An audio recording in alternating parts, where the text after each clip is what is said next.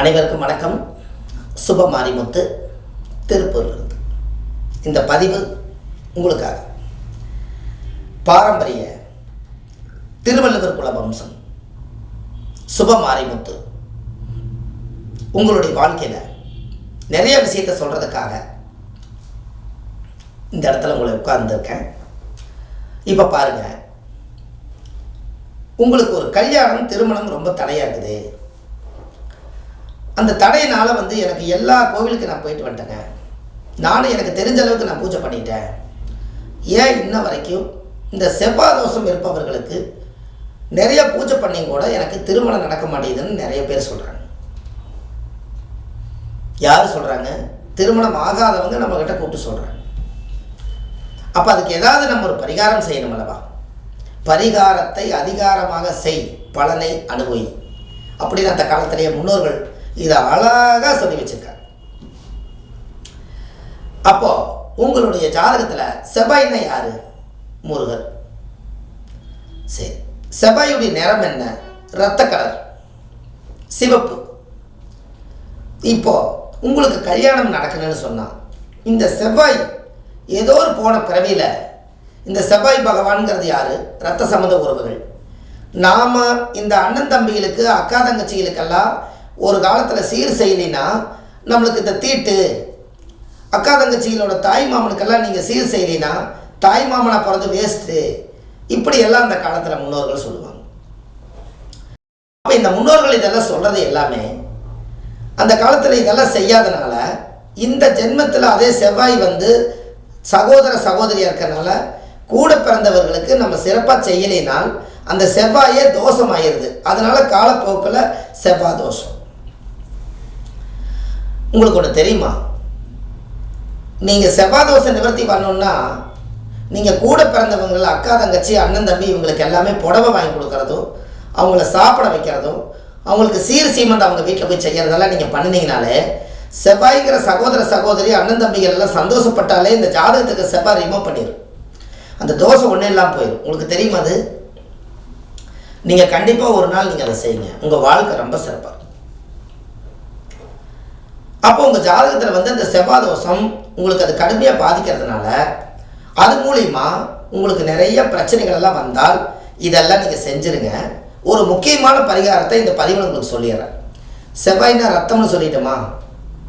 உங்கள் குலதெய்வம் கோயிலில் போய் ஒரு குங்குமம் 1 கிலோ வாங்கி, செவ்வாய்னா ரத்தம் மாட்டவே குருதி பூஜை. குருதின்னு என்ன? அந்த காலத்தில் முன்னோர்கள் குருதினா ரத்தம்.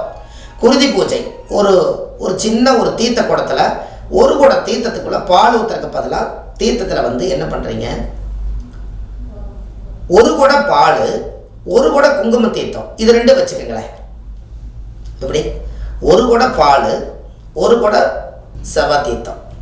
ஏன் பாலும் சிவப்பு குங்குமத்தையும் நான் சாமிக்கு நீங்கள் அபிஷேகம் பண்ணுங்க.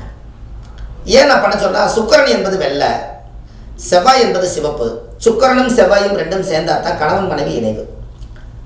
இது 2ம் அமாவாசையோ அல்லது பௌர்ணமிக்கோ உங்கள் குலதெய்வம் கோயிலில் போய் சாமிக்கு தேங்காய் பழம், பூமாலை, கல்கண்டு வாங்கி அர்ச்சனை பண்ணி, சாமிக்கு செவ்வரளி மாலையும் மல்லிகைப்பூ மாலையும், இந்த 2 மாலையும் சாமிக்கு சாத்தி, அதுக்கு ஒரு வஸ்திர தானம் சிவப்பு வெள்ளை 2ம் கலந்த மாதிரி எடுத்து, இந்த சாமிக்கு முதல் அலங்காரம் செய்யறதுக்கு முன்னாடி முதல் இந்த சாமிக்கு செவ்வாயும் சுக்கிரனை முதல்ல சிவப்பை ஊற்ற சொல்லி, அதுக்கப்புறம் பாலை ஊற்ற சொல்லி, தேங்காவில் உடைச்சி வச்சு சாமி கும்பிட்டு உங்கள் ஜாதகத்தை சாமி பாதத்தில் வச்சு உங்கள் குலதெய்வம் கோயிலில் போய் மனசார எனக்கு திருமணம் நடக்கணும்.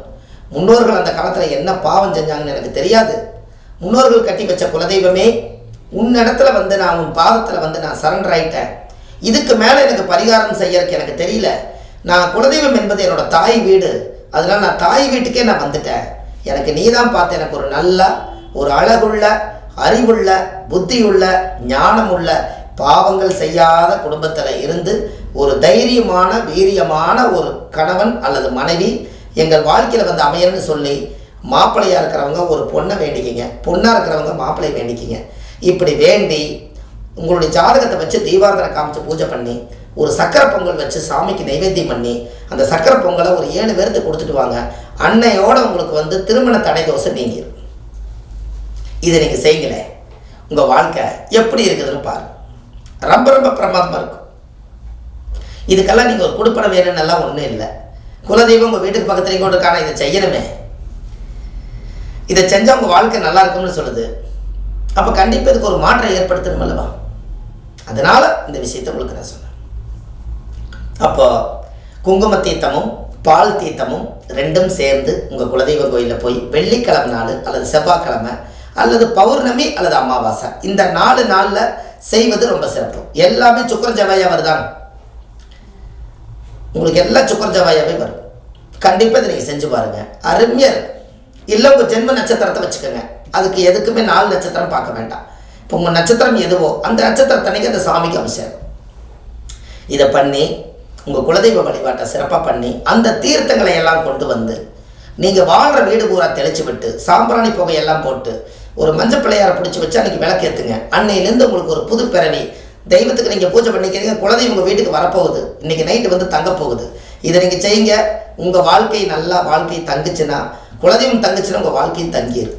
அவ்வளோதான். இதை செய்யுங்க. அடுத்த நிறையா உங்களுக்கு இந்த மாதிரி பதிவுகளை உங்களுக்கு நிறையா கொடுக்குறேன். சுப மாரிமுத்துன்னு யூடியூப்பில் போனாலோ அல்லது நீங்கள் வள்ளுவர் வாக்குன்னு யூடியூப் சேனலில் போனீங்கன்னா ஒரு 700-800 வீடியோ உங்களுக்கு கொடுத்துருக்கேன். நீங்கள் உள்ளே போய் பார்த்தீங்கன்னா அவ்வளவு விஷயங்கள் உங்களுக்கு நிறைய எளிமையான பரிகாரத்தை நிறைய கொடுத்துருக்கேன். இப்போ தான் நிறையா பரிகாரங்கள் எடுத்து ஒவ்வொரு நாட்டுகளுக்கு சமர்ப்பணம் பண்ணுறேன். இப்போ தான் சிங்கப்பூர் போனோம், மஸ்கட் போனோம், துபாய் போனோம், இப்போ மலேசியா கிளம்பிட்டோம்.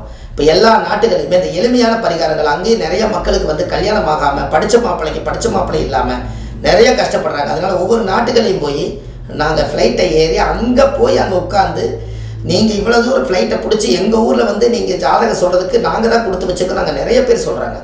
துபாயெல்லாம் இப்போ போயிருந்தேன். துபாயெல்லாம் பார்த்தீங்கன்னா அவ்வளவு நாடு சுத்தம், நாட்டில் ஒரு அருமையான மனிதர்கள் சுத்தம், எல்லாரும் நாம் வந்ததை அவ்வளோ வரவேற்கிறாங்க. எத்தனையோ பேர்களுக்கு நம்ம ஜோதிடம் பார்த்துட்டு வந்தேன். அது காரணம் ஒவ்வொரு நாட்டுகளையும் நம்மளோட பதிவுகள் இருக்கணுங்கிறதுக்காக ரிஸ்க் எடுத்து அந்த வேலையை செஞ்சோம். கண்டிப்பாக உங்களுக்கு இந்த பதிவுகள் எல்லாம் எளிமையான பரிகாரம் தான். இது உங்கள் தாய் வீட்டுக்கு செய்கிற பரிகாரம் தான், உங்கள் குலதெய்வ வழிபாடு.